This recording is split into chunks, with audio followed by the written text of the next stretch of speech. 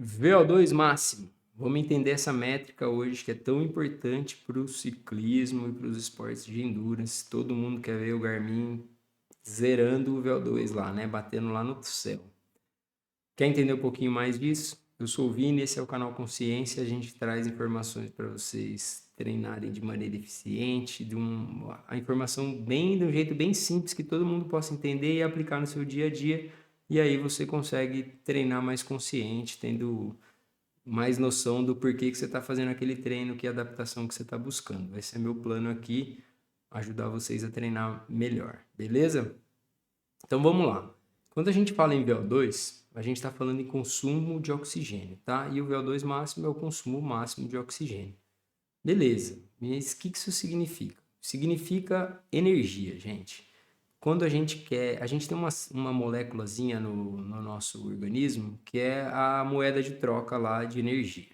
E ela chama ATP, tá? O ATP é adenosina trifosfato e ela que é utilizada quando a gente precisa fazer alguma coisa gastando energia. Então, vamos contrair o músculo, a gente usa ATP e esse ATP tem que ser ressintetizado toda vez, tá? Gastou energia, tem que ressintetizar o ATP. Existem algumas maneiras da gente fazer isso, anaeróbicas ou aeróbicas, tá? Anaeróbicas não está envolvido o oxigênio, aeróbica está envolvido o oxigênio. O foco aqui é aeróbico hoje, mas vamos falar um pouquinho de anaeróbico, depois vai ter vídeo mais específico sobre isso. Mas a gente tem um sistema de creatinofosfoquinase, que é o sistema rápido ali, sempre que a gente vai iniciar um movimento ou um sprint, uma coisa explosiva, a gente vai usar esse sistema porque ele é o mais rápido, tá? Mas ele tem uma duração curta, geralmente 10, 12 segundos, é isso. E a gente tem o outro sistema, e ele não produz ácido lático, tá? Então ele é chamado anaeróbico alático. E a gente tem o sistema de quebra de glicose, então a molécula de açúcar lá. A glicólise é quebrada lá no citoplasma da célula, fora da nossa mitocôndria, e isso é realizado de maneira anaeróbica. Mas ela produz, no fim da glicólise, a gente vai ter sempre a produção de ácido lático, que é o lactato, na verdade, no nosso organismo é lactato, e piruvato, tá? Depois o piruvato entra na nossa mitocôndria e lá na mitocôndria vai entrar no ciclo de Krebs e aí a gente consegue produzir muito ATP, tá? Então a forma mais eficiente da gente produzir ATP é no ciclo de Krebs. Com a molécula de gordura acontece a mesma coisa. A gente quebra ela em pedaços menores, com menos carbono, e aí ela vai conseguir entrar lá na mitocôndria e vai ser metabolizada de maneira aeróbica também, gerando bastante ATP. Depois que elas entram lá no ciclo de Krebs, vai ser o acetil-CoA que vai estar lá dentro, que não importa mais se ele veio do carboidrato ou dos lipídios, é a mesma molécula que vai entrar no ciclo de Krebs para gerar nossos ATPs. E essa reação, esse metabolismo, precisa de oxigênio. Por isso que a gente mede o oxigênio e a gente vai gerar quanto que essa pessoa está conseguindo produzir de energia de forma aeróbica, usando O2, tá? Por isso que ele é tão importante. Quem tem uma capacidade de consumir muito oxigênio tem uma capacidade de gerar muito ATP de maneira aeróbica. Então, para esportes de longa duração, esse é o melhor caminho, com certeza. Falando um pouquinho do teste em si, a gente consegue fazer esse teste medindo, né, com a máscara e fazendo um teste de exercício incremental. Então a gente vai na esteira ou no rolo e vai aumentando a intensidade e vai medindo esse consumo de oxigênio e também a produção de CO2 para ver quanto que ele consegue chegar, tá? Quando chega no fim, quando está muito intenso, a gente vai ver que o consumo para de aumentar e aí a gente teria um platô na curva de consumo de oxigênio, esse seria o VO2 máximo realmente, mas às vezes a pessoa vai fazer exaustão antes disso e aí a gente vê um VO2 pico, tá? A gente acaba usando como sinônimo, não vamos entrar nesse detalhe aqui que é mais complicado. Beleza. Então, medimos tudo isso. Mas por que ele é tão completo esse exame? Pensa bem. O oxigênio está aqui no ar. Então, o primeiro sistema que tem que estar envolvido com isso é colocar esse ar para dentro. Sistema respiratório. Músculos inspiratórios e expiratórios e o pulmão. Levou o oxigênio lá para o pulmão, vai passar do lado do vaso sanguíneo e aí o oxigênio vai se ligar à hemoglobina que está dentro da nossa célula vermelha do sangue, vai ser levado para o coração, lá no coração ele vai ser bombeado pelas artérias para os músculos, tá? Então a artéria está levando o sangue rico em oxigênio para o nosso músculo. O músculo está trabalhando, fazendo atividade física, ele vai consumir esse oxigênio lá na nossa mitocôndria.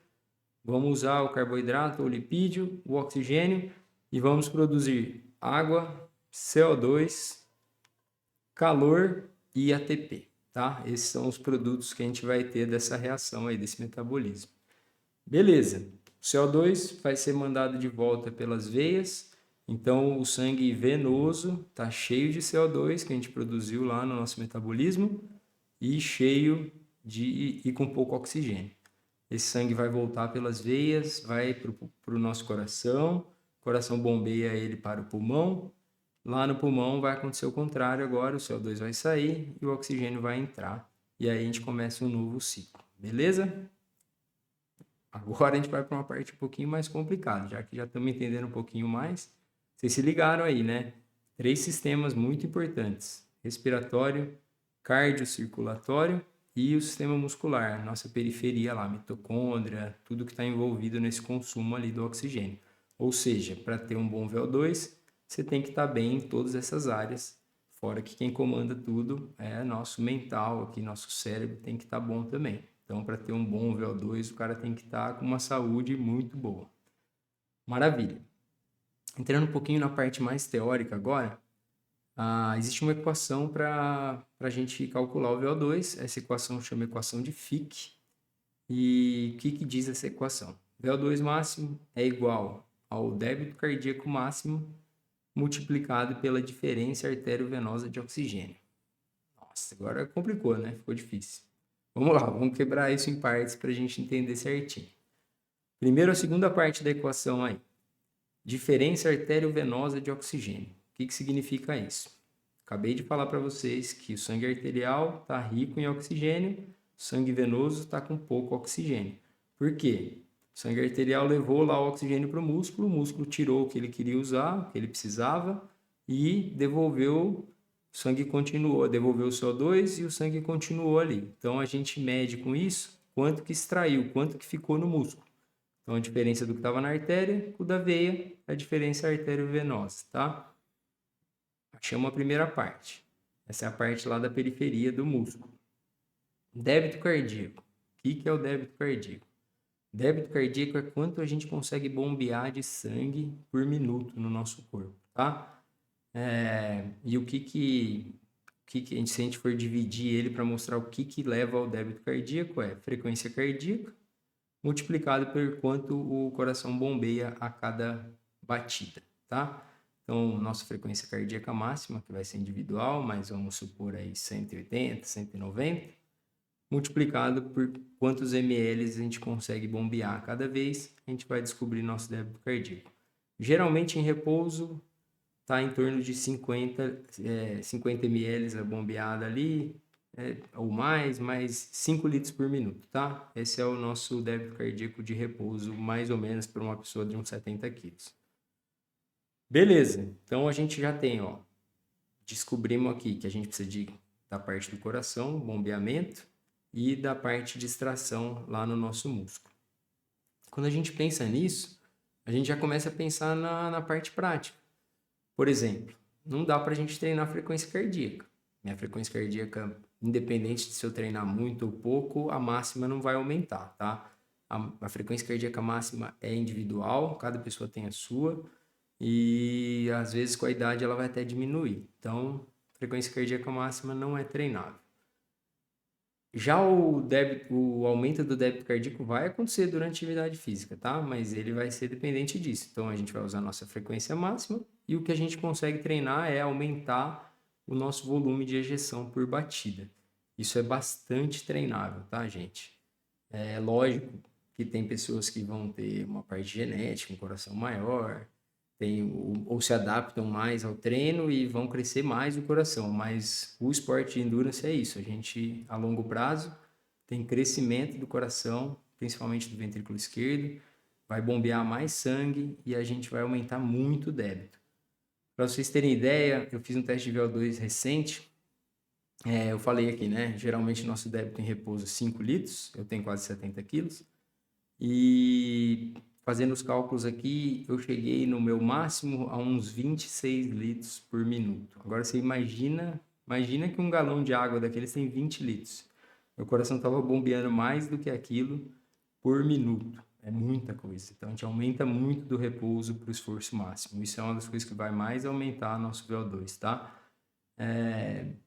Quando a gente pensa em atleta de elite, os caras chegam a mais de 30, 40, tem relatos até de 45 litros por minuto. Imagina o quanto que um coração desse bombeia. É um negócio. São aliens mesmo, é os alienígenas aí que a gente sabe que existe nos profissionais aí. Beleza. Agora, quando a gente pensa no outro lado, e tem treino para isso, tá, gente? Os treinos são treinos mais específicos para aumentar o volume.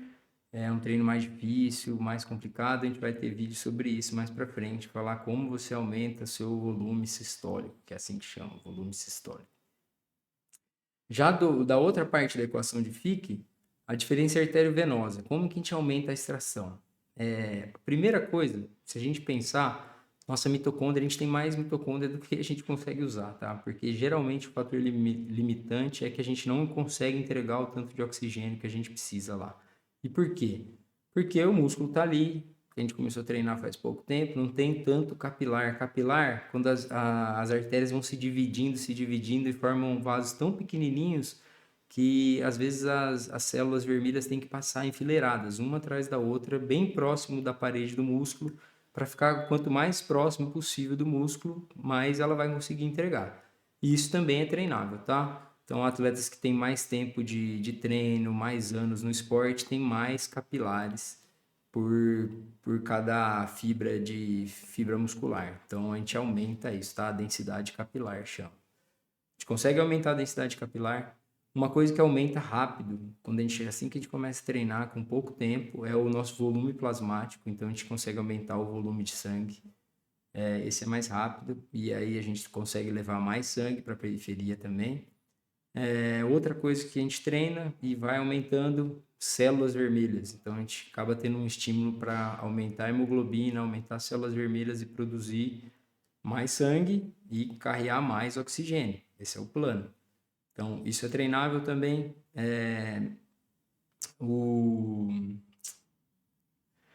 As mitocôndrias em si, tá? Biogênese mitocondrial. Então, as mitocôndrias também são treináveis, tem vários estímulos que a gente consegue aumentar isso.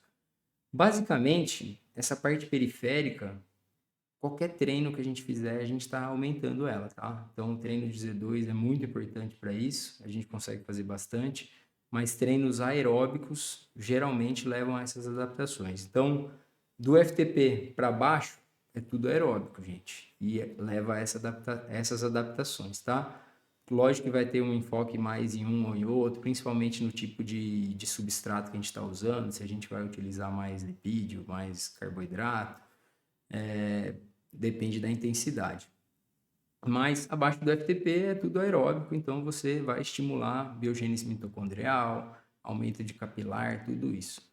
Já os treinos para aumentar o volume sistólico, eles são mais complexos, tá? Então, geralmente eles estão relacionados mais aos treinos de alta intensidade, VO2 máximo. E a gente vai fazer um episódio só sobre essa parte, porque ele é bem interessante dessas adaptações do coração aí, que é o coração de atleta, que às vezes até tem atleta que chega aqui para mim com medo, porque, fiz um ecocardiograma, meu coração aumentou, tá grande. É esperado, tá? Lógico que a gente tem que avaliar cada caso, porque existem doenças que fazem isso também, mas num atleta que treina bastante é esperado isso. Então, gente, eu falei tudo isso para mostrar para vocês como que o VO2 é importante e como a gente consegue tirar várias informações sobre saúde e sobre performance com um teste de VO2. Espero que tenha ficado claro para vocês. O plano agora é trazer um pouquinho mais agora, relacionar, já que eu fiz alguns vídeos sobre FTP, relacionar agora o FTP com o VO2 e como que eles vão estar interligados, por que os atletas que têm VO2 alto. Então, para a gente falar em volumes aqui, né? Geralmente no teste a gente mede o volume absoluto. Então, vão ser litros por minuto, tá? Um atleta de ponta lá, os caras vão bater 5, 6 litros por minuto, é uma coisa bizarra. A gente mais normalzinho, 3,5, 3,8, 4, já tá até bom pra gente, tá? Mas não é esse o número que aparece no nosso Garmin, né? Nosso Garmin vai aparecer lá 40, 50. O que que acontece? A gente pega esse valor absoluto, que está em litros, transforma em ml, então 4.000, por exemplo, 4 litros, 4.000, divide pelo peso da pessoa, e aí a gente vai ter lá 40 ml por quilo por minuto, tá? Então a diferença é essa. E atletas que têm uma grande capacidade aeróbica provavelmente vão ter um desempenho melhor nos esportes de endurance, tá? Mas existem outros marcadores de performance que são interessantes e eu vou trazer isso para vocês no próximo vídeo, que eu vou fazer essa correlação do FTP com o VO2 máximo para a gente ir aprofundando cada vez mais. Beleza, galera? Espero que tenha ficado claro. Se vocês gostaram, dá um joinha, compartilhe o vídeo, que isso ajuda. Nosso canal está começando aqui. Se quiser se inscrever lá, não custa nada. Vamos junto aí treinar mais consciente. Valeu!